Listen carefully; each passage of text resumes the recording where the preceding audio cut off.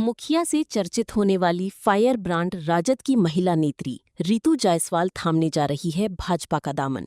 राजद को लगने जा रहा है बड़ा झटका। कौन है रितु जायसवाल? रितु जायसवाल सीतामढ़ी के सिंगवाहिनी पंचायत की पहली बार मुखिया बनी और उन्होंने पंचायत में ऐसा काम किया कि देश भर के लोग इस महिला मुखिया को जानने लगे। बाद में इन्हें राष्ट्रीय स्तर का दिल्ली में सम्मान भी मिला। 2020 में जब विधानसभा चुनाव आया तो ये राजद ने रितु जायसवाल को विधानसभा चुनाव लड़ा दिया, लेकिन रितु जायसवाल महज मामूली मतों से चुनाव हार गईं।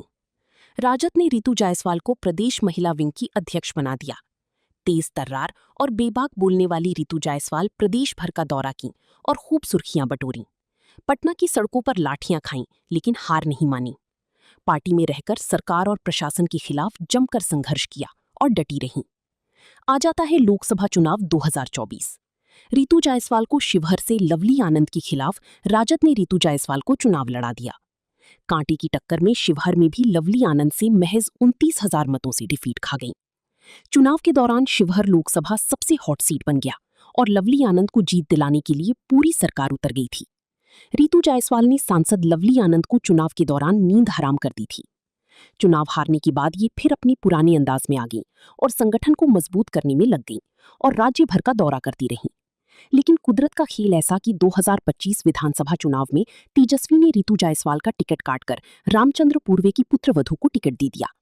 रितु जायसवाल तब राजद के खिलाफ चंडी रूप में आ गई और बगावत कर चुनाव मैदान में उतर गई। फिर जीत तो नहीं पाई, लेकिन राजद प्रत्याशी को हरा दी। रितु जायसवाल को राजद से निकाल दिया गया।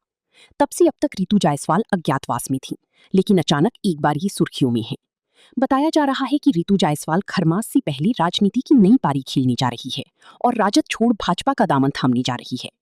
इतने दिन हो गए, लेकिन राजद का एक नेता रितु जायसवाल से संपर्क तक नहीं किया। राजद तो आज भी दूसरी दुनिया में जी रही है, लेकिन राजद को ऐसी पढ़ी लिखी और लड़ाकू महिला नेत्री खोजने से भी नहीं मिलेगा।